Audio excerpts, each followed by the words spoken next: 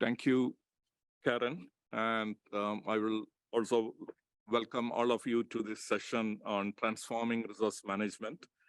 I am Tulsidas, working with UNECE Secretariat, and I will be moderating this session.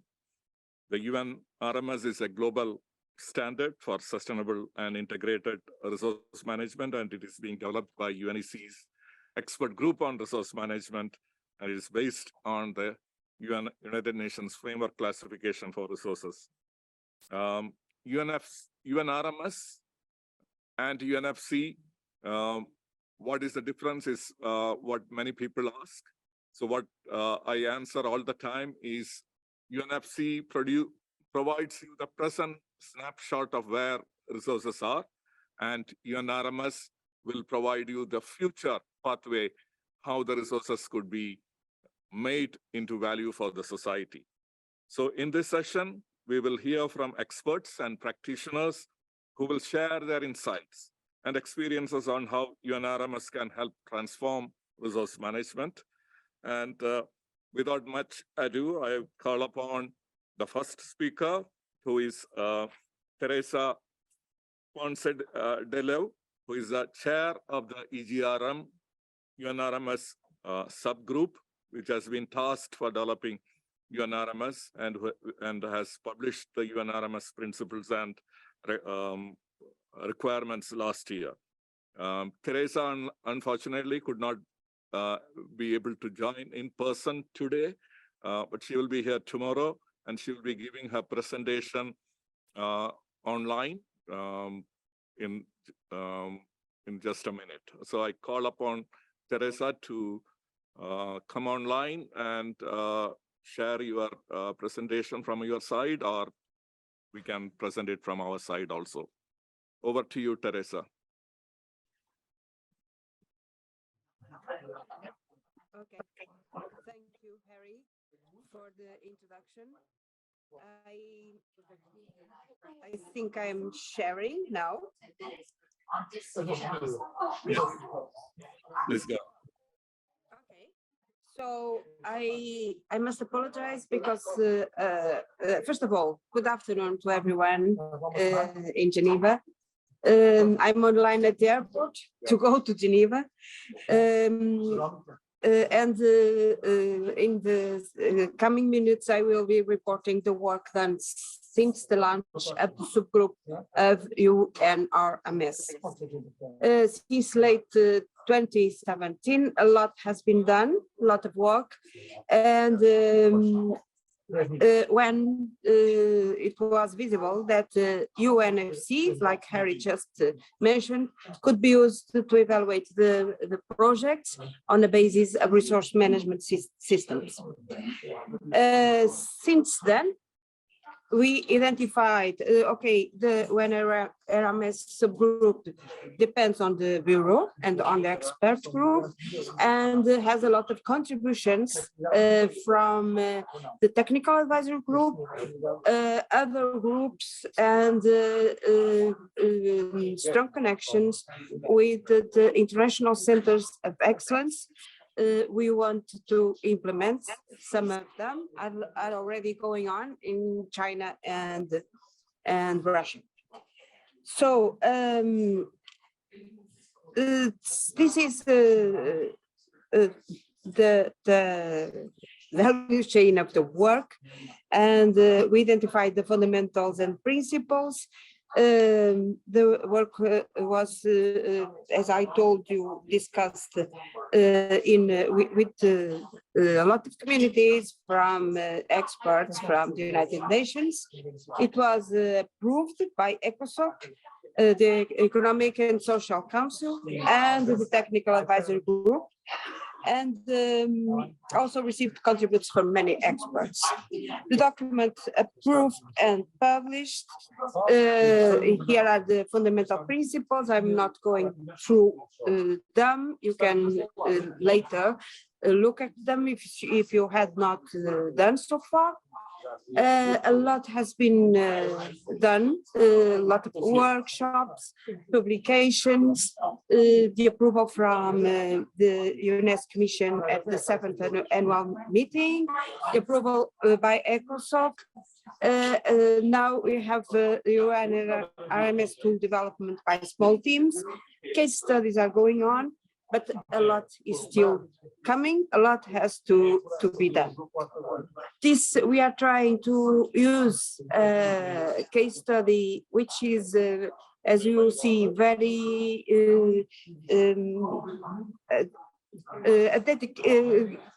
it can be easily tackled by UNRMS, which is the hydrogen framework. And here you have the publications. The last one is this from 74 series. So now I would like to put you introduct to you a new challenge. There's challenge and the way to solve it, in my opinion. As you have seen in the introduction, I have my name as presenter and Xerri Homo. Xerri Homo is a professor of MIT University. I've been working with him and he helped me with this new approach. I'm attending a course on blockchain at MIT.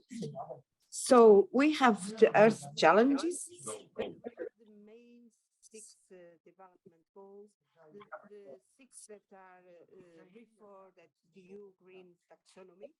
And as you can see, we have have been considered as more important: the climate change mitigation, climate change adaptation, protection of water and marine resources, transition to circular economy, pollution control, and protection of ecosystems. As we know, it is very difficult to tackle the whole 17 Sustainable Development Goals, and these are the 6th one, where any project should contribute strongly to one of them and do no harm to the others. But how to tackle this? I've been listening to the former presentation, and a lot has been said about supply chain, about work with governments, about sheet sellers, about processing process, and now it's time for implementation of an integrated approach. So we know we are capable of formulating it, but how to reach a solution?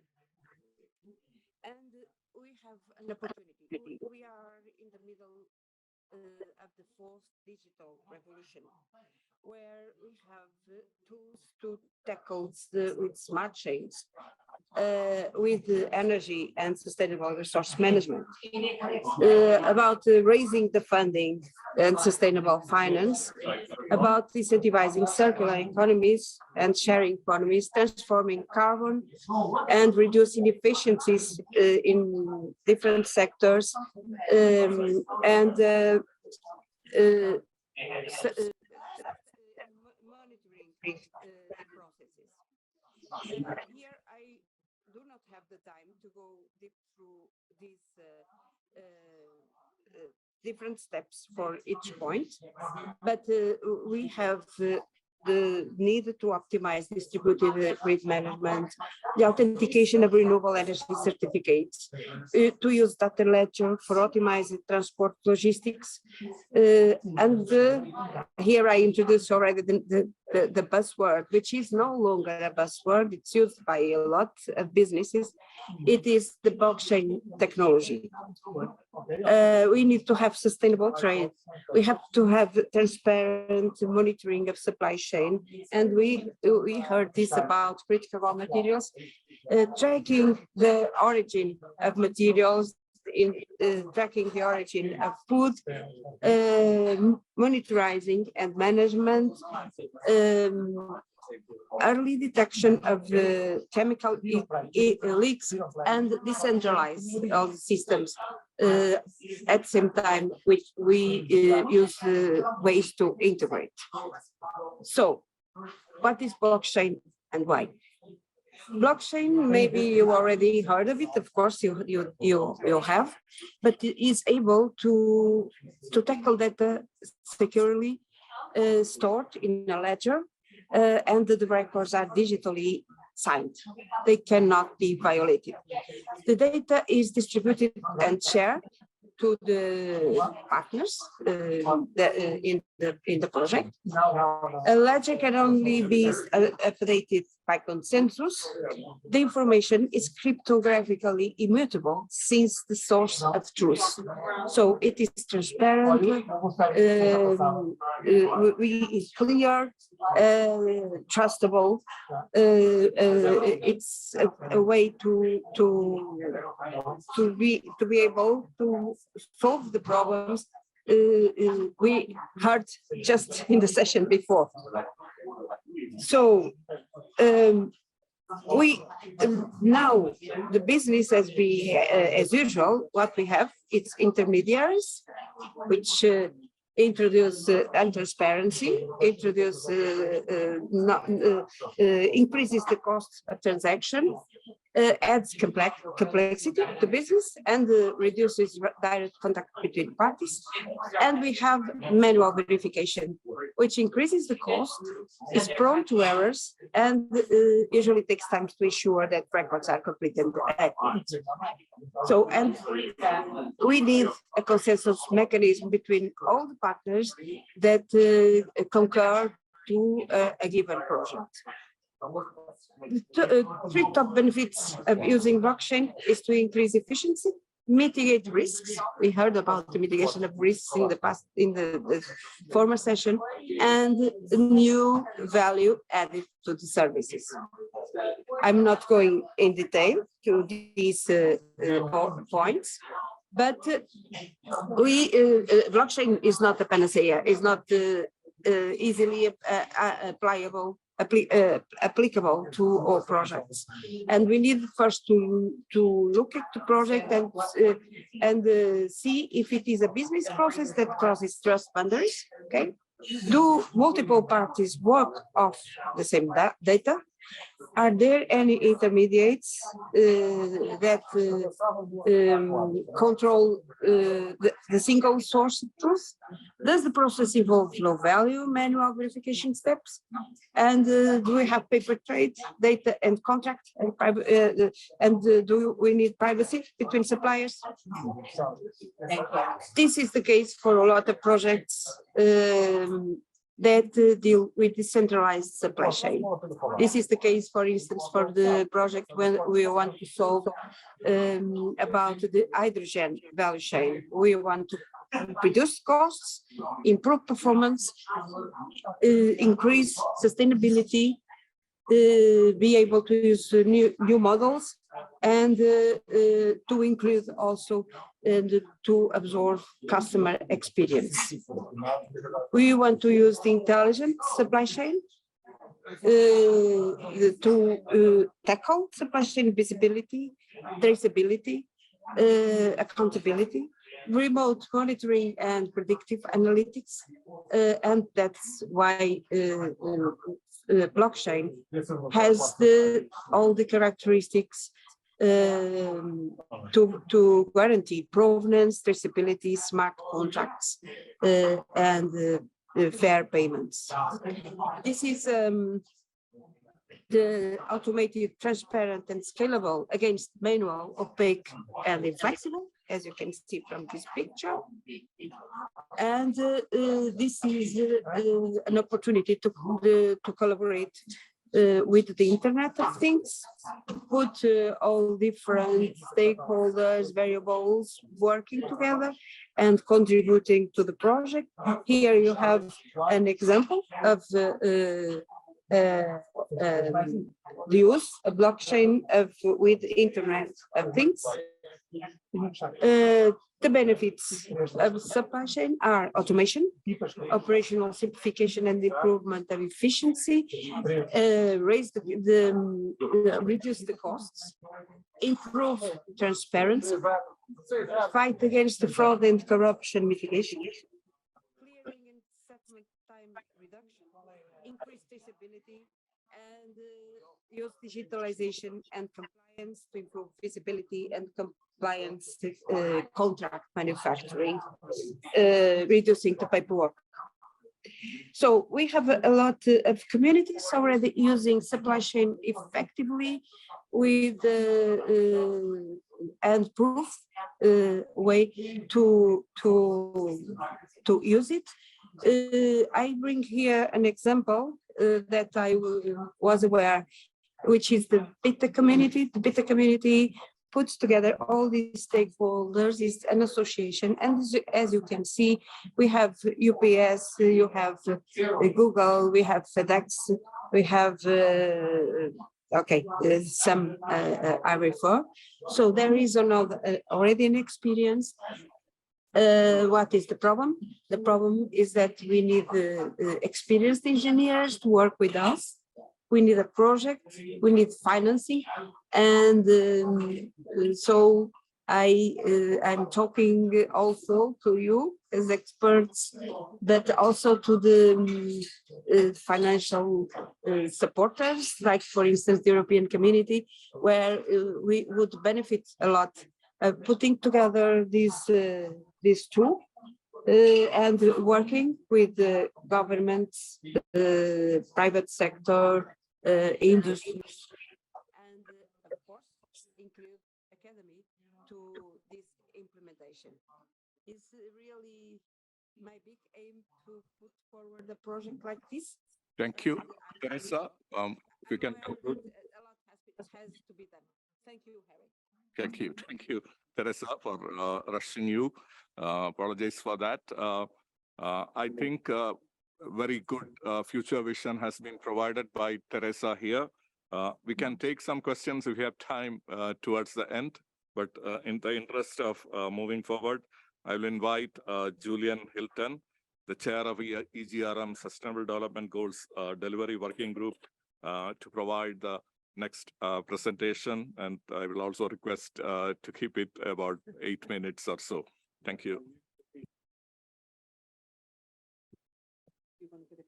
I'm going to get a clicker. Okay. Excellent. I have the clicker.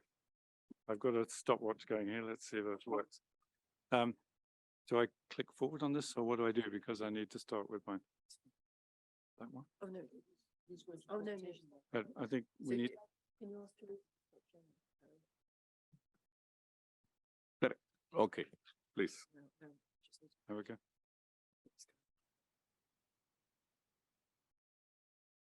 That goes into presentation mode.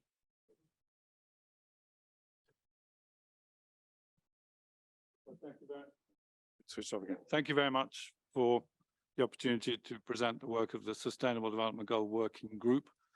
What do we do? We're pathfinders in the way forward for getting to this goal, which seems to have gone further away in the last 2 or 3 years, which is what we're trying to achieve, Sustainable Development Goals delivery by 2030. As an indicator of what we do, 2 years ago, we published a concept paper on blockchain and AI as part of the work of the Sustainable Development Goal Working Group. Very nice to see Teresa presenting the next steps into that, the implementation part of it. But a lot of the issues revolved around 2 key principles, which she's just enunciated. Number 1, blockchain is distributed. It's not centrally owned. It's therefore, as we just heard from the MIT colleague, democratic. It's accountable. It's also doing something magical. One of the problems that's identified in the policy brief, and it's the example given is the African region, but it could be anywhere, is the illicit movements of funds and money and the materials that go with them. Now, blockchain integrates molecules and money into a single currency. If you follow the money, as we're advised to do, you follow the molecules. If you follow the molecules, funnily enough, you're also following the money. So you can choose. So the geologists are now on equal terms with the accountants. And in fact, there's a lot in common with what they do. The point of artificial intelligence is that as you move around through this maze, something that's also been developed, which includes the principles of transparency, equity, fairness, it's called a smart contract. And the reason why we're pushing the idea of a smart contract is that it takes away from the human being the ability to manipulate and corrupt those contracts or subvert them. And it, if necessary, does an audit or accountability trail because it can reverse engineer from where the molecules are to where they almost certainly come from, to who must have got them there, and why, if they did avoid the official supply chains, how did they do it? Why did they do it? And that's going to make two principles which are clear from the policy extractive industries brief: traceability and trackability. We can follow where they go and we can find out where they came from. And that's a very, very important set of tools that's going to be available to make this contract between the parties in these various transactions stick. Because as we've heard a lot, confidence, trust, those kind of aspects are the keys. And as Harry said in his presentation, the social risk, the risk of refusal by communities affected because they've been damaged in the past, the promises made to them in the past have been broken, and they say no, or sometimes hell no. So in that sense, we are trying to do a reset that makes everybody rethink. Now, I'm from the private sector. I heard just now that the private sector wasn't there. Well, I'm here. And one of the things I'm very pleased about is the way the private sector I work in is actually ahead of a lot of what we're talking about. It's doing it. It's not just talking about it, it's using blockchain, it's using AI, it's doing some of these things, including trying to get to the Sustainable Development Goals. And this is one of the shocking events I had when I spoke on a panel with this gentleman. Only a few weeks ago in Cairo, the Arab Fertilizer Association called a CEO and ministerial meeting. A lot of CEOs and a lot of ministers appeared, but it's no longer just the Arab fertilization because they also had the wisdom to invite all the African fertilizer producers as well. So for the first time, this convocation, similar to what we've been seeing today, where the UN Economic Commissions have met together. I said, what a wonderful day to be here to see that happen. I'm absolutely delighted. But secondly, here's a group of people that previously put boundaries around itself as an Arab Fertilizer Association says, no, a lot of our members are in the African region, so we are now the African and Arab Fertilizer Association. But he said this in his opening remark, and he's the chair of the, or president of the AFA, but he's also the CEO of one of Algeria's biggest companies. Mr.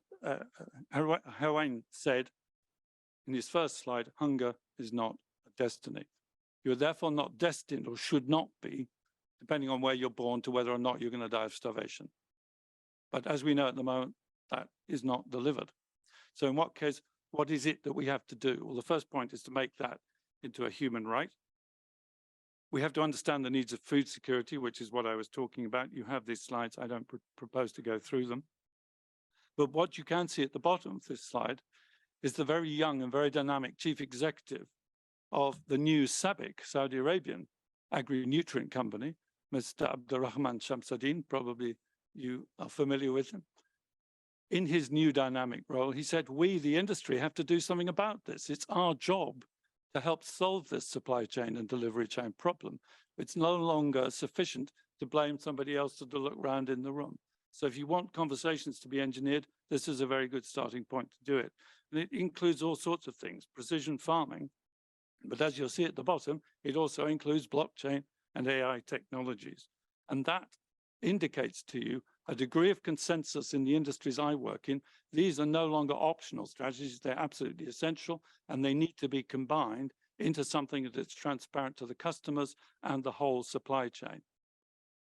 That has resulted in trying to re-engineer something that since 2019 has basically been broken. The food supply chain has been broken. And that supply chain needs to be now re-engineered. Christophe, you may be talking about this a bit later, but the concept that's come up in French agriculture, which I like very much, is the circuit court, which is shortening the supply chain between where the center of production is and the value add steps through the value add chain to the consumer, and if possible, turning it into a circular model. That meant that in the last 2 or 3 years, stimulated by COVID, by the Russia-Ukraine conflict, and I think also by the Turkish earthquake, when it suddenly exposed that one government, and I'm sure many others, are inadequately prepared for the challenges that come when unforeseen, major, uncontrollable events also disrupt the concept of food security. And that's something that I think we all have a responsibility to face in the global village. So now we're talking about the same as we heard also in the panel just now, rewriting the narrative. And that narrative isn't simply a story of what's going on, it's also a projected story of what should be happening next in this continuing episodic model. And I think it can resolves itself into 3 steps, which will then apply across all critical materials. But I'm absolutely certain, if I'm the mother of a family that has to move from where I live because I've been bombed out or because the water has stopped coming from the sky, or if something else has disrupted where I can live, if I've got to move, my interest is no longer about lithium, it's about food and water. And that's my sense of criticality and urgency at that point. So wherever this blockchain model reaches us, it has to be responsive to and driven by the imperatives of the individual who's logged on or been helped to log on by somebody else in order to do that. And of course, to the extent we can, we are able to reach almost everybody on the planet through this device now simultaneously. It is a form of access and availability we're not used to having, we now have. But that means we need to reset ethically, and that means go back to the fundamental drivers, which really goes back to Brundtland's 1987 definition of what sustainable development is. It's A, determined by responding to and giving primacy to the needs of the most poor, and secondly, by respecting the fact of the interactions between available technologies and available needs, and finding ways of combining the available technologies to the available needs and delivering them. We now have available technology we did not have 20 or 30 years ago. They're called blockchain and AI, and we should certainly be using them. And in the working group, as I'll show you in our agenda for this coming year, that's what we're planning to do. So food security then comes down to resilience in the supply chain. And in that sense, the supply chain is a supply chain is a supply chain. The principle of resilience are common. So whichever industry you look at that has any degree of regional or global distribution, you will find people in industry, in the private sector, in the investment community, looking at exactly the same issues. And there is, as was said by the panel, a great deal of merit in sharing the knowledge and experience, because that will save us 90% of the effort. And if we follow what the AI community and the blockchain community has also done, which is make most of this open source code, that means it's for free. You can program it without paying any license fees or royalties or hidden agendas behind it. This is free at the point of use and free at the point of consumption. But in the past 2 years, when we've been looking at this within the working group and working during the summer with interns to test this, we have worked out that we can save 90% of the cost and time in writing systems of this kind simply by using open source code that's already there. And a lot of this open source code is with people like Amazon, who have this thing called Amazon Fresh, and that is all about food security and food supply chains. So we will be able to draw on that capability at no cost. So what are we going to do in the next year? First things, we're going to continue with what we've already started in the blockchain and AI techniques. And we're going to work in the triangle that we defined as our priority: food, energy, and water.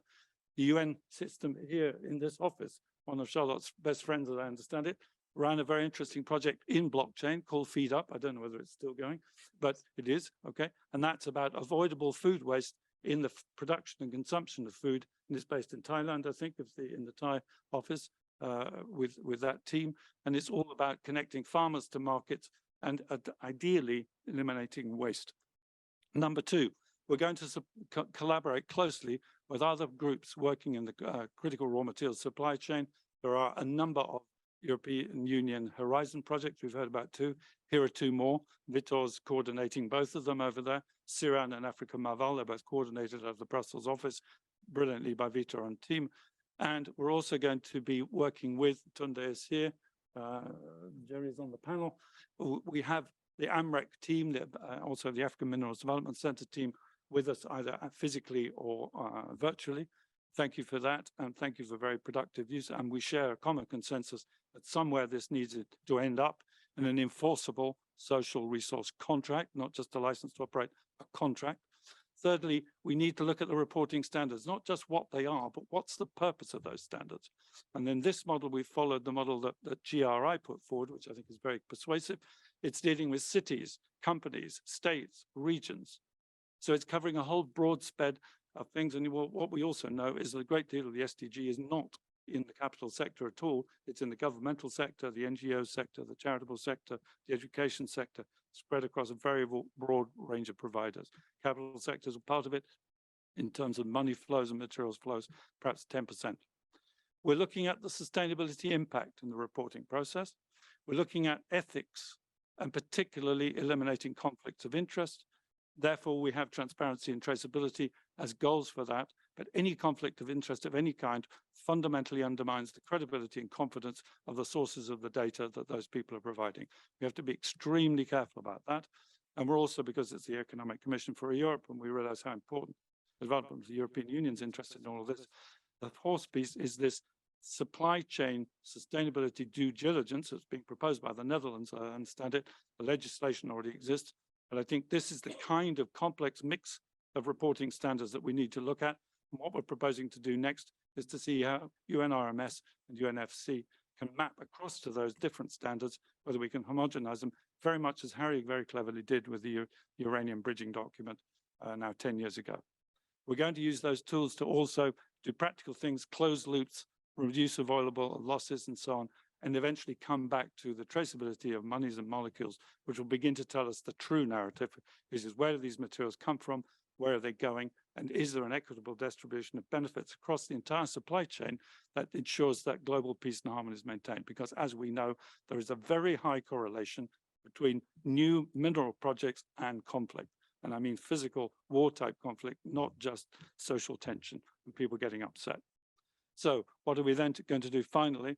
The working group will support, in particularly this coming year, the super year, I think it was called for the whole climate action intervention and so on. That's where we intend to put the focus. And that will, of course, then lead to connecting the dots between criticality as seen in impoverished or war-stricken parts of the world, where the issues of food, energy, and water are absolutely top of the list, possibly with medications as well, through to the European economy, which needs these for electrical vehicles, for solar panels, etc. In other words, everything that's going to help the clean energy transition. What's key to all of that, and I think we've heard it a bit already, but it's building capabilities, building knowledge, building case studies, success stories, also failures, learning from those, so we accelerate the delivery process based on well-referenced examples and not just on guesswork or visionary ideologies. So with that, I will thank you. And if you would like to join in this effort, it's open. And we're already thinking about different concept papers that could be developed next. But I think the concept papers move from written ones now to online ones that show in the concept, like the feed up example I've already given, how does a blockchain system actually work using these tools? And I hope this time next year, if I'm reporting again, I'll be able to show one to you. Thank you.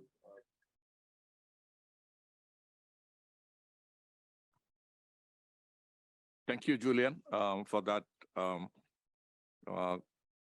nice connection to what Teresa has already told about the blockchain and bringing the food, water, and energy, especially the food angle to this.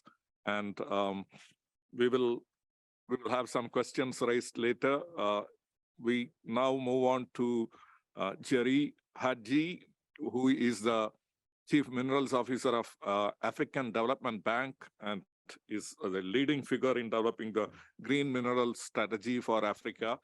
To give his insight, we are very much pleased to have a development bank also here addressing these issues on critical raw materials. And I think this will be very important. Your message is very important for us. So, Xerri, over to you for your presentation. Thank you very much, Harry, and grateful for the invitation, to Geneva to bring perspectives, of Africa in the green minerals landscape. So, as Harry said, I work with the African Development Bank. So the bank is leading the process of developing a green minerals strategy for Africa in collaboration with the African Union, the UNECE, UNECE, UNDP, among others. As an introduction, I think, we all know this, we've seen this, but just a reminder that yes, demand, for this critical or green minerals are expected, to rise 5 times in the most likely scenario. And we know the key battery chemistries, the LCO, the NMC, NCA, LFP, LMO, but also just to say that we need to take cognizance of the new battery chemistries, the LFMP, that is lithium, ion, manganese, and phosphate, and then the sodium ion. What I want to portray here is that the battery chemistries are changing very fast, and countries, that have these critical or green minerals, the time is now if we want to take advantage of it. And so these minerals, have spared the demand, for the batteries. And indeed, factors like national subsidies, carbon emission standards, generous tax credits, policy to phase out 50%, of ICE cars by 2035, have caused the uptake, of these electric vehicles. And this work we did with the Bloomberg, and this is a projection from 2020 to 2030. You see that passenger EVs are in the lead, followed by commercial EVs, consumer electronic, and so on and so forth. In terms of Africa's significant green minerals, we all know that, yes, Africa has. And indeed, the DRC alone produces 70% of the cobalt resources and has over 50% of the reserves. Guinea has bauxite, Gabon, manganese, other countries, South Africa, etc. So, but Africa is also largely underexplored. So that is an opportunity. Now, what is the vision for this green minerals strategy that we are developing? Is to guide Africa to strategically harness the continent's mineral resources for industrialization, to create African presence in emerging green technologies. When my colleague from the UCA, John Sloan, was presenting, he said there's the need, to add value to these minerals on a continent. There's a need to change that narrative. And that is what this strategy is all about. And this is underpinned by 5 interconnected factors which are unfolding across Africa and indeed across the world. We know of the growth and demand of the green minerals. We also know of Africa's strength in these green minerals, the imperative of reorienting economic growth. We know the fact that we want to drive industrialization and economic diversification, taking advantage of the new industries that is creating the battery and the EV value chains in Africa where these minerals are found. And above all, how to leverage the African continental free trade area to deepen markets in Africa. So what are the strategy pillars? So the strategy itself, is under preparation. By June this year. It should be finalized. And next year, when I'm reporting on it, I will report on the full strategy. But the 4 pillars that are orienting the development of the strategy are: the first is advancing mineral development. As I said, Africa is largely underexplored, so we want to invest in geological knowledge up to even feasibility studies in order to de-risk, investments and be able to attract the needed capital, into developing of mines of the future. We also need to establish infrastructure which will also aim at de-risking, mining projects. This, I just want to put on record that the AFDB, the bank, is a key implementing partner of the AMDC on the Africa Mining Vision and AMREC. So we are there to ensure that we improve governance, especially transparency in mineral rights acquisition and all that. The second point is developing people and technological capability.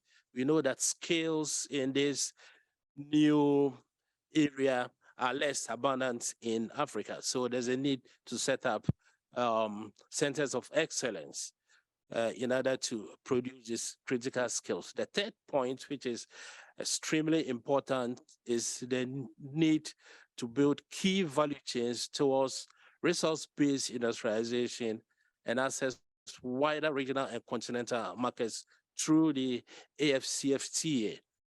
The need to establish battery and EV value chains starting from precursor production. We know that you cannot just wake up one day and then develop an end-to-end value chain in Africa. But can we develop, some of the segments of the value chain to provide feedstock, even for maybe giga battery manufacturing companies elsewhere, be it in the EU? And the last pillar talks about mineral stewardship, responsibly guide the ESG aspects of green minerals together with material reuse and recycling, circularity, as we've discussed since morning. So these are the 4 key pillars, that is orienting the strategy. And we have a simplified theory of change, which says that this strategy will link green minerals up and downstream. And at the end of the day, what is the impact that we want to see? Production of batteries, electric vehicles, participation in global value chains. We have some assumptions and risks, which we will address. But we know that Africa's opportunity also lies in the manufacturing of 2- and 3-wheelers, which at least for the 2- and 3-wheelers, that Africa imports about 4 million pieces of this, which is valued about 2.8 billion annually. And this is a very good displacement opportunity. Also taking advantage of the AFCFTA, that's 1.39 billion population with a combined GDP of 3.4 trillion. Now, what is our competitiveness and some of the success factors? Some of the success factors is the need to fast track this African green minerals strategy, which will be approved very soon. We also need to improve our investment environment, strengthen institutions, improve knowledge of the green mineral resources. As I've said, you need to create SPV, special purpose vehicles, to facilitate joint ventures and financing of mega projects. We need to scale up infrastructure, foster development of mineral-based industrialization, centers of excellence. I've said this already, and not forgetting the ESG issues.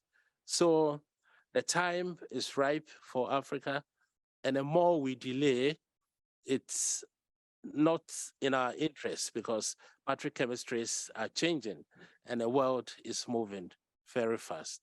Thank you very much.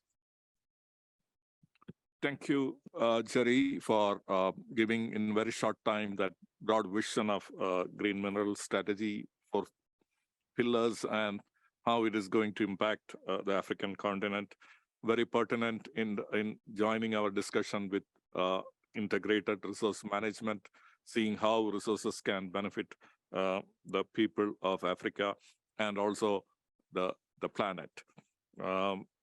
We may have a lot of questions, but I will leave it to the end and move to the next speaker, who is Christophe Xerri, President and Senior Consultant of the Sailing Brain Consulting, to give a new vision on resource servitization, a new paradigm in sustainable resource management. Over to you, Christophe. Thank you very much. I think I prefer also to talk standing and having a good view on all of you. And what I will present is just one part of a thinking on if I pull the thread of circular economy, what does that mean? But it also linked with some of things we have listened to today in terms of what are the ethics also of minerals and how mineral country or mineral region or community can also take advantage of the circular economy. So I think you are all familiar with what I call the typical linear model: mine, process, manufacture, use, discard, which means that there is value at the beginning for the mineral, royalties payment most of the time to the country. But at the end, because it's discarded, there is no more value. So there is only one-time payment of royalties at the beginning. And in the typical linear model, you would not take care of tailing. You would just manage that as a waste. Now, when we move to the typical circular model, mine, process, manufacture, use, recover, recycle, manufacture, use. So you keep the mineral at the center of the loop. And of course, if you are in a real circular model, you will take care of sustainable management and valorization of tailings as much as you can and avoiding waste. So if we are used to this one circle, I put it in two circles, not that there is two different circles, but there is two cycles of this circle. So what we can see is that we have mine and processing at the beginning, and that we bring value or service for 20 years or 200 years, because you will have a first cycle of use, recover, recycle. After that, we manufacture a new product. The mineral will be transferred to the next product, and where you will have again manufacture, use, and recover, recycle. So it means that compared to the linear model with after one cycle, the value is discarded, here the value is retained. You still have a value in the metal, in the material, after one cycle, two cycle, three cycles. And that's a major difference. So in this respect, you can see mineral becomes a service to manufacture goods. So that put into question several things. So first, are we still in a value chain, which is linear, or should we use a different word of value ring, which would be circular? If I take the consequence also on reusing the material, if you're in the music industry, copyright is paid not only once, but each time a song is bought or played. So each cycle in a music industry, you receive money or in the year. So looking at that and taking that into account when we are about circular mining, who has a right on the ore and for how long? How to share the values through multiple use of the same material? Because if it is a service, shall it be only one time and then you transfer the value, or shall the value be retained also by the initial owner? And therefore, can this country or this region get remunerated each time the mineral is used? And also, is there an incentive for the mining country to encourage recycling and the circular model? Because you can say, if there is no circular model, the more I mine, the better I am. So you may also want to have some incentive here for the initial owner of the mineral to ensure recycling. So in this case, we could think about a different circular model royalties concept. If mineral is as a service, like for music, you will pay several times, immediate at mining time, but maybe additional at recycling time because the value is still there. And what will enable that as a technology is blockchain and traceability. And I think yes, that has been well explained earlier. So you will tell me, easy to talk, how can that be implemented? So I just take the case of one cycle because one cycle is already 20 years for most minerals, and it's already a long time. At the time of mining, a royalty will be paid to the country as per the conventional model of we know today. An additional payment will be made immediately and put in a trust fund, which could be managed by a third party. It could be UNECE, for instance. And you will start the blockchain to trace the mineral. Then, as a step 2, this mineral will be refined, processed, go into a product. So this payment that you made, this additional payment will stay where it is in the trust fund.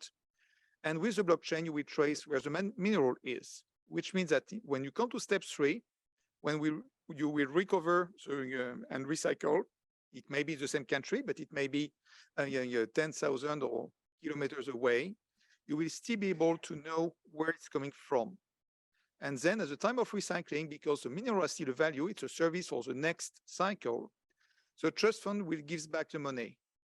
It gives back the money to the place of origin, and it can also give back part of the money to the recycling operator as also an incentive towards recycling. So what benefits would that bring? First, the mining country has an incentive for the recycling of its mineral because it's still owned and you will still get some direct economic benefit from it. So it participates to sustainability of mineral resources. The industry has also an incentive to go circular, especially, and it will be aligned with the mining country, which is also strengthening partnership between countries and partnership between industries. And doing that, a fresh material, we will have noticed, is made a little bit more expensive. As a recycled material is made a little bit less expensive. So you are also from the beginning, try to incentivize a little bit the recycling economics to try to bring that to as much a fair playing ground as it could be. If we look at the ethics and SDGs benefit, mineral becomes a service to manufacture on a circular basis. Therefore, you are reducing pressure on limited resources. I think you are all convinced about that. But it's also a matter of ethics and fairness for the countries and the region of origin. I mean, it could be something mined in Africa and going to Europe, but it's also something which could be mined in a pristine part of France and using France to give an example. So in terms of ethics and fairness, you will retain a kind of right on the mineral in each cycle of its use to who it initially belonged to. And that income, when the mineral has provided, is reused. So the recycler is using the service provided by the mineral. So we are still in this notion of ethics and fairness, especially to the initial owner of the material. Then you also have, and we discussed several times this today, about impact on development and the resource curse. It also brings an additional income 10 to 20 years after initial mining, which could be good in terms of governance, because the benefits is not only for this generation, but for the next generation of leaders and next generation in the country. And it gives opportunity to fund development on a longer period, because you've got money now and you will get again money 20 years later. So you can have a better planning and funding of your development. So with this new paradigm of resource servitization, you can strengthen long-term partnership. And that's something which is also in the EU document of creating partnership between the EU and the countries where the minerals could come from. So mineral is providing as a service again and again. So it's long-term. And the mining country becomes a service providers, which remains in the loop again and again. So you do strengthen the partnership. Just an extra, which has, in addition, of course, when you're a circular economy, you want to have tailings. So it starts from today, but you have what is sometimes called legacy tailings from previous mining operation, which are often a burden on land use, on environmental monitoring, and so on. And certainly, tailings, old and new, contain valuable minerals, and that should be also addressed. And that's another type of service that the country where this waste, which is in fact a resource, is, and can provide to the planet in terms of additional resources and to the earth in terms of reducing waste. And this technique management and valorization is value adding service. And if you create a new additional flow, then it can be also a new loop on which you can apply the same royalties approach that I described previously. Thank you very much. Thank you, Christophe, for presenting that innovative idea of mineral value chain, mineral value ring, rather, and providing a methodology on how that could be implemented. I think this is something worth testing out. We have platinum industry and others who have 100% recycling, and we have to see how this is done there.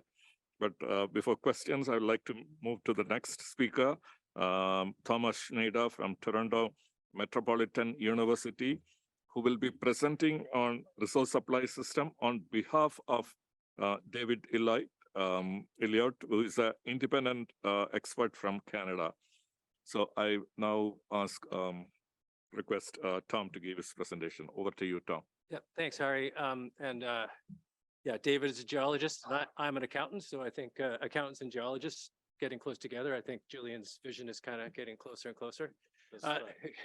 And I'm sitting beside a banker too, so look at that.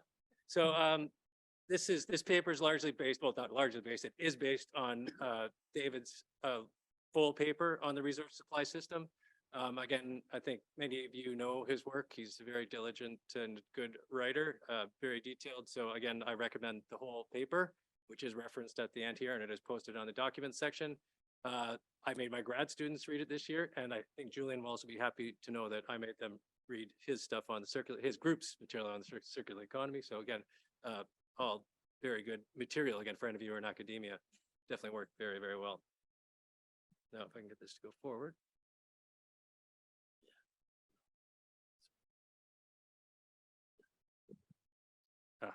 Right, it's trying to go backwards instead of forwards. Yeah, it's always a good idea to go forward. So again, this is all about modeling, right? So how do we get our resources? We tend to think about resource supply coming from individual recovery projects on a project-based process. But we get from a resource supply system. So this is looking at a system. And I think his concept came here was the whole idea to try and he wanted to model this. And then he said, well, you know, I don't even know about it. So this is sort of his effort of how just to try and model a resource supply system. And as opposed to individual projects, which again, many individual projects will make up a resource supply system, and also the components that to get to that supply. And again, we're not talking about, you know, resources as a service here. We're talking about, you know, resources as a resource. But again, I think this model can fit in either a circular economy can be modeled into this, or this can be a subset of a circular economy model.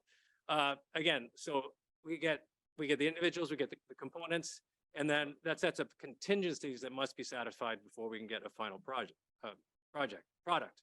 Okay, so these are the main components of a resource supply system, which again, you all know quite well, starting with the demand and ending up with the supply. And I'll leave this just to speak for itself, just in the interest of time. But all of these, though, are necessary but not sufficient conditions to, again, in the resource supply system to ultimately have a supply in whatever form it comes from and where it starts from.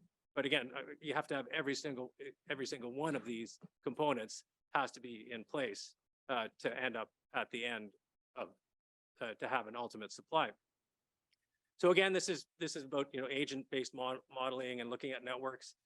So some important definitions in terms of trying to create a model like this is that we have an agent which carries out the activities, whether they're the finance agent, the processing agent, whatever. Then we have these contingencies, a criterion or condition that must be satisfied, whether it's a success of an exploration well, receipt of regulatory approval. I mean, tons and tons of contingencies. And then again, to build the model, a decision rule and a set of decision rules that it's a statement of a condition that determines if a contingency has been satisfied. And again, he also determines these decision gates or decision rules at a decision gate as, again, in a way to set up some sort of agent-based model. So again, this is our basic resource supply system. This is the classic linear model, right? And starting with the demand and then going through to a supply in the end, using it, and then we have the waste. But again, if we're going to look at a larger model, which again, that's more robust, again, that waste, and I think there's talk of redoing this particular graphic, it's not, that can also then become, the start of another supply that, some sort of endowment that gets embedded into the whole model itself. Okay, so that was, the previous one was just the basic linear model. Now, again, this is this is a simple, very, very simple resource supply network model, again, starting with demand.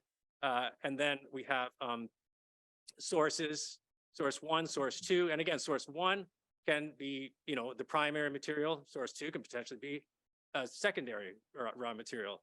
And then we go into, then it moves into the actors, the agents that have the entitlement. And again, the entitlement, it can even be overlapping when I think about it, because I mean, in Canada, the provinces have jurisdiction and the territories over the natural resources. But then, of course, also we have indigenous groups that also have strong cases for entitlement over the actual source. And then what it goes through here then is a set of background contingencies, again, legal contingencies, social contingencies, environmental contingencies, and of course, political contingencies.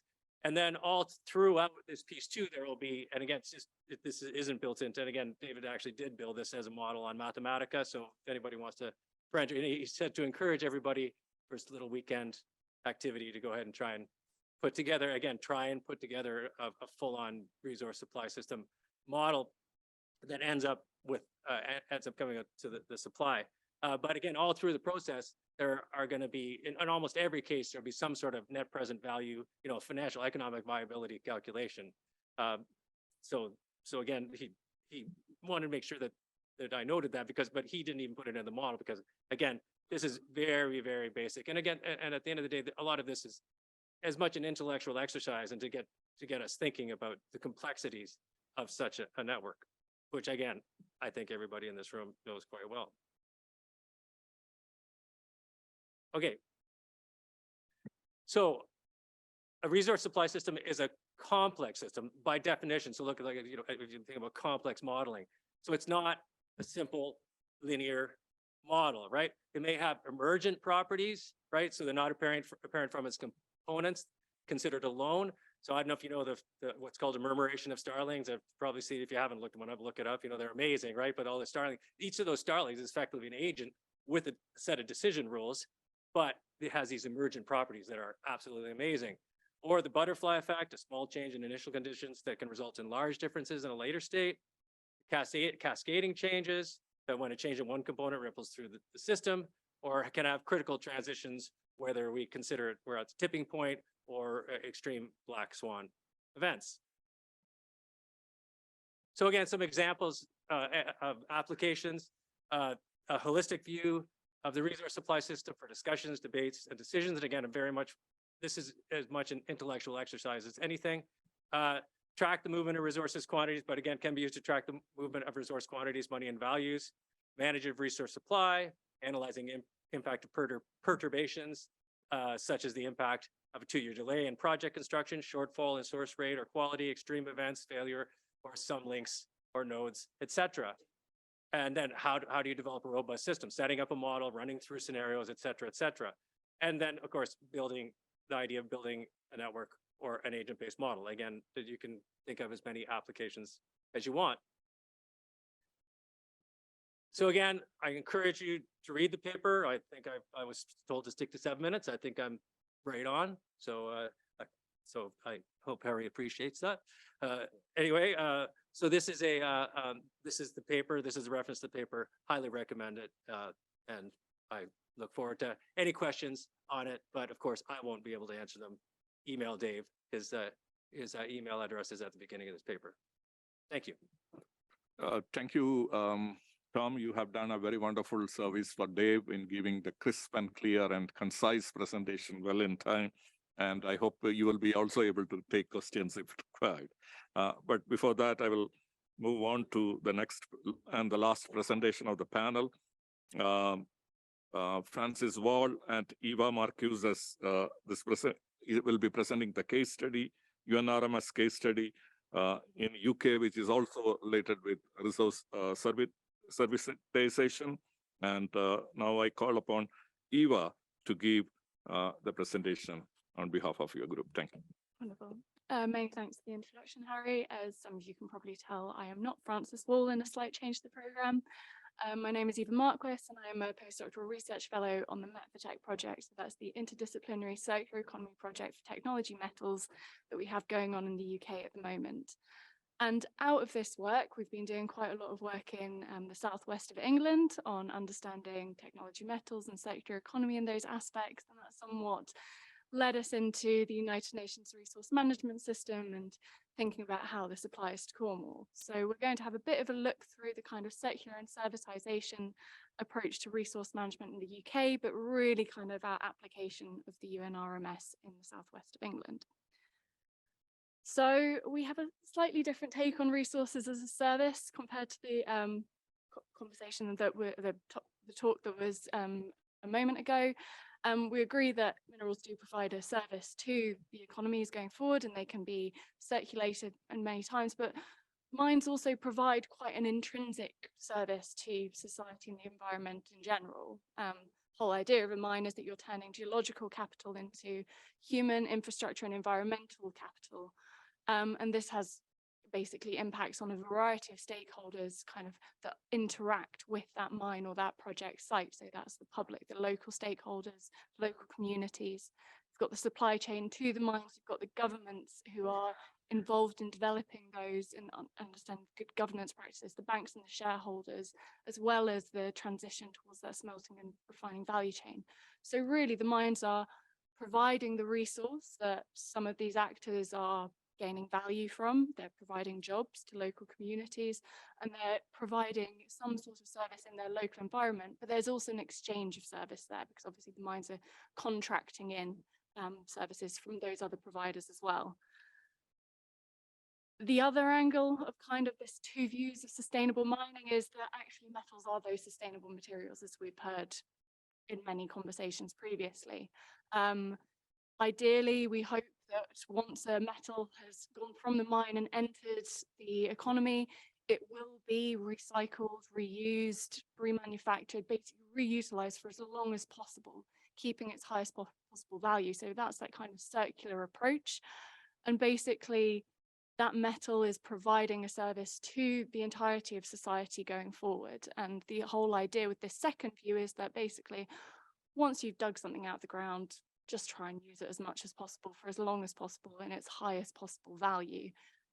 Some metals we're quite good at doing that with. Others, we've still got a bit of a case to go, bit of a ways to go, especially with things like lithium, with its 1% recycling rate in those aspects.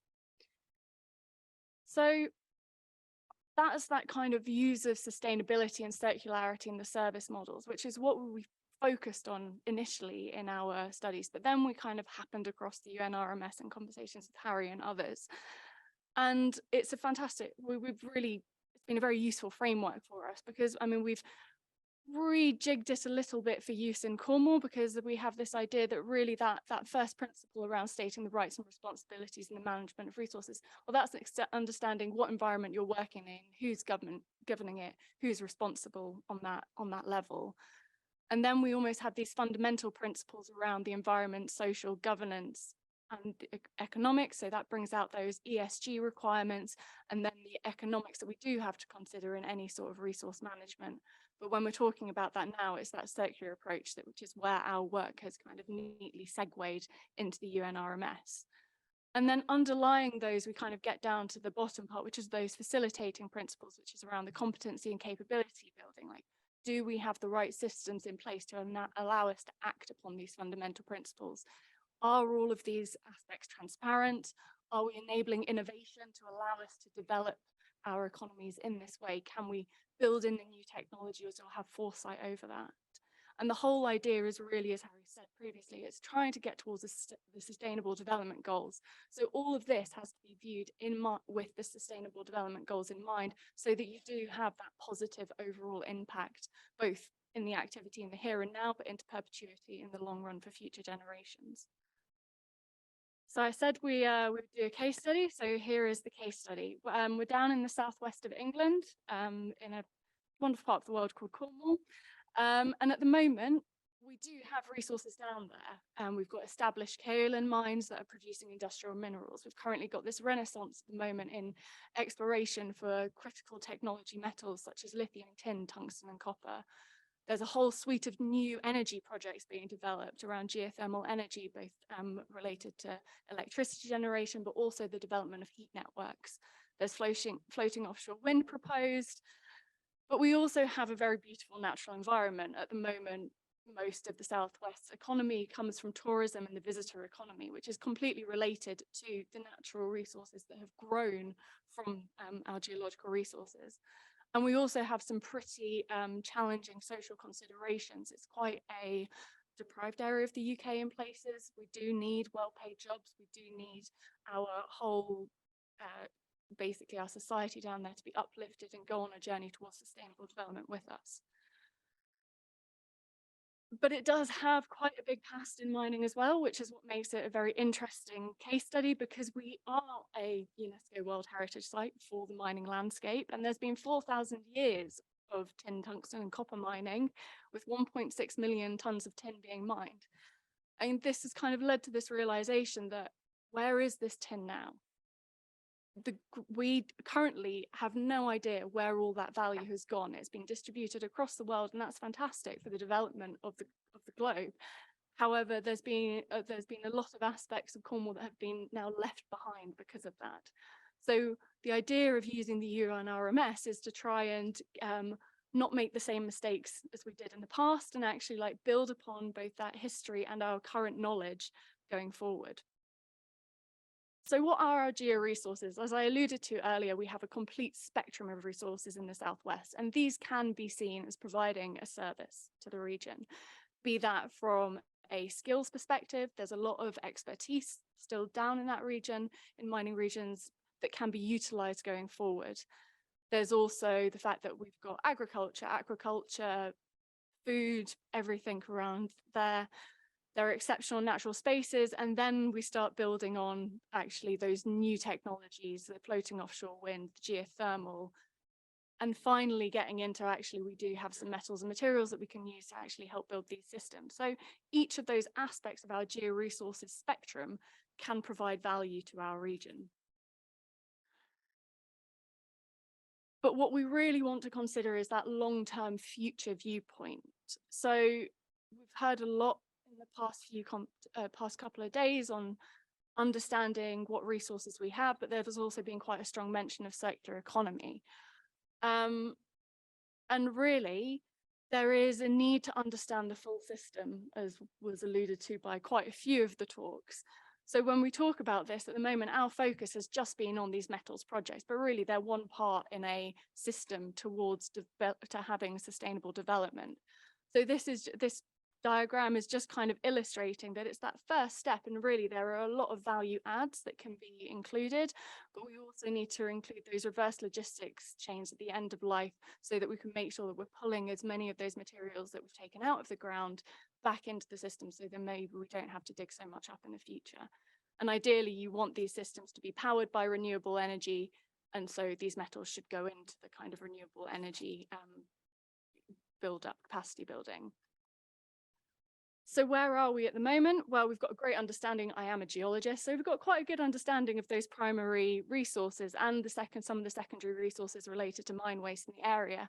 However, we do need to work a little bit more on those secondary resources, especially around recycling and reuse. Otherwise, you're missing parts of the value chain. So something that we're quite interested in looking at is, could you apply the UNRMS to actually other parts down that value chain to assess how ready your entire value chain is to taking on the metals that you're producing. So it's about getting that value add. And basically the UNRMS was pretty helpful in helping us kind of identify that as a challenge, because by having kind of that framework where you're having to look at the whole system rather than individual projects, it brings it all together. And it's basically allowed us to kind of have a look at where the provisioning or the knowledge gaps are in the system in the Southwest. Again, this is just a regional case study at the moment, but it could have application elsewhere. But it's like key things that we've highlighted in the challenges towards getting a circular economy is shared infrastructure. Like, do we have the renewable resources coming online in the right time for us to have these mines and to have the recycling capacity that's being fueled by low carbon technology? Is there central reporting so people can kind of share what resources and products they're producing, so that maybe waste from one product stream can go into other value chains? Could we do strategic environmental assessments, i.e. go beyond just a single site environmental impact assessment and look at the combined impact of the value chain, so we can see where those hotspots are, so they don't catch us by surprise in the future? And particularly of importance for certain regions, and certainly that talent pipeline development. It takes a long time to train people in the skills to be able to not only work in these industries, but actually adapt their minds towards more circular practice. And if you only start thinking about those once a project is up and running, well, then you're either importing skills from abroad, and that's a big value lost to the local communities, or you just can't set the project up in the first place. So we're hoping in our further work, we're going to do more circular economy research. We are a circular economy centre, so that's probably within our remit. We really want to have a look a bit more at those up and downstream value chains adaptations for circular and servitized approaches to business ecosystems. Having a look at that as skills and capacity building, so that you can actually implement these things going forward. And also having a look at that more systemic level, that regional level impact modelling, so that it's not just on a project basis, but you can actually kind of see the full impact of those multiple projects coming together. And I'm just going to give a quick plug to a talk in Friday's session, where you will actually be seeing Francis Wall speak, rather than myself, on a proposal for advancing the circular economy, resource servicization and international collaboration, which will continue this topic a little bit further. And with that, I would like to say thank you for Harry, the invite. Thank you. Okay, thank you. Very wonderful presentation of a case study by Francis, delivered by Eva, and we will have time to have more on hearing more about it on Friday. We have few minutes. I have a request from the floor, from somebody from the audience to say a few words. Technical moderator, can you unmute Carmen Wells? Carmen Wells, are you available? If you are, please raise your hand so that technical moderator will see you and call you. Yes, thank you.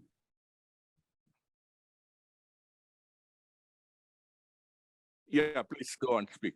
We can hear you. Certainly. Good afternoon, everyone. I just got called in last minute here, so I will do my best with the 2 minutes that I have.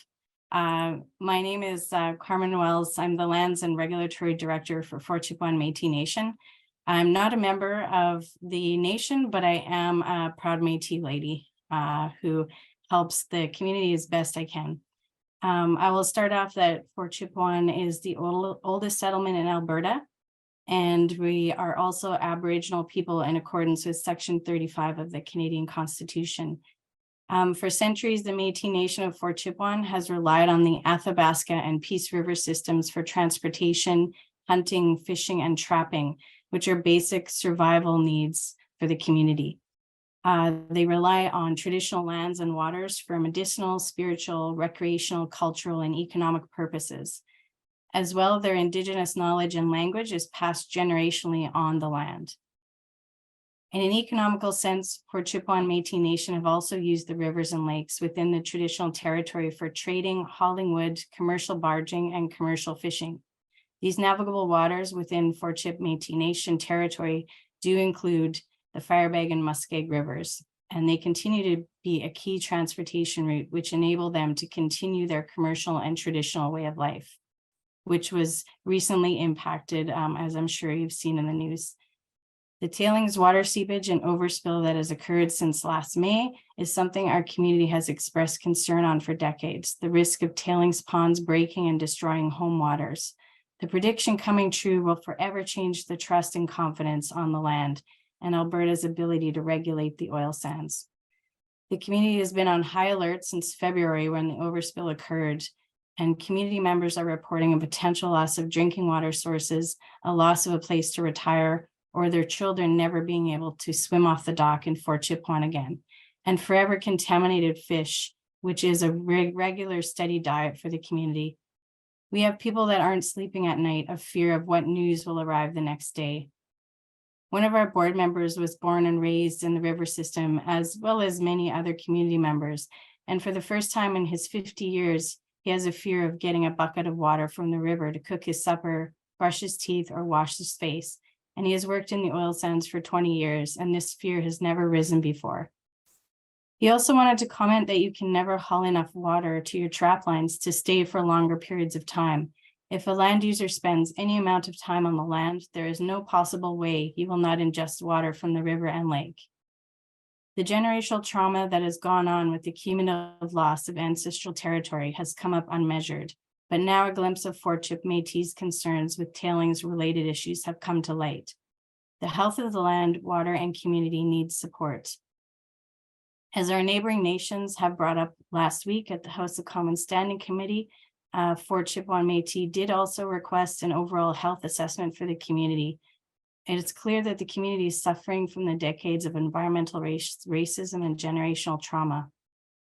The existing regulatory system is not designed for the protection of the community and land. As one of our board members wanted to convey, our connection with the land can be described as like the Métis symbol, one side being the land, one side being the people, with never-ending motion. The solution to reducing the risk of tailings and giving the land back upon reclamation is not dilution of these polluted waters into the Athabasca River. Alberta and Canada are both pushing forward to develop regulations to allow partially treated oil sands mine processed waters into our rivers. Those same rivers that flow into Lake Athabasca and onward north to the Arctic Ocean have been and continues to be our grocery store, our pharmacy, and our way of life. This is only one example of the poor regulatory system that is the Alberta Energy Regulator. These decades of poor regulation require change and an overhaul where the Fort Chip Métis Nation is not at the mercy of the decision of Alberta's policymakers who are willing to sacrifice northeastern Alberta.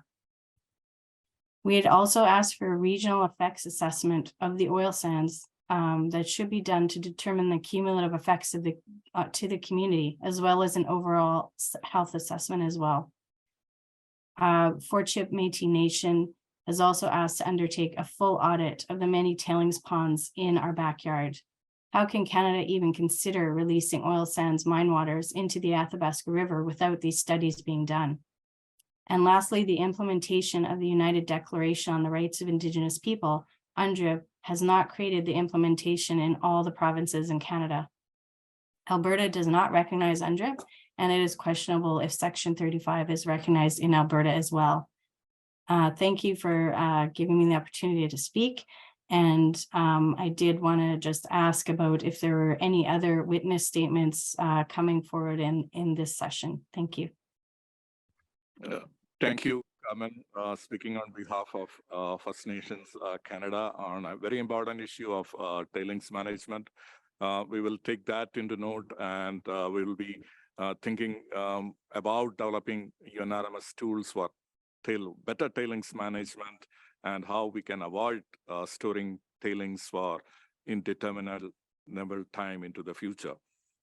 With that, I think we have to stop here because of the lack of time, and I will once again thank all the wonderful presentations made by all the speakers in this session, and a big hand to all the speakers who have given good talks.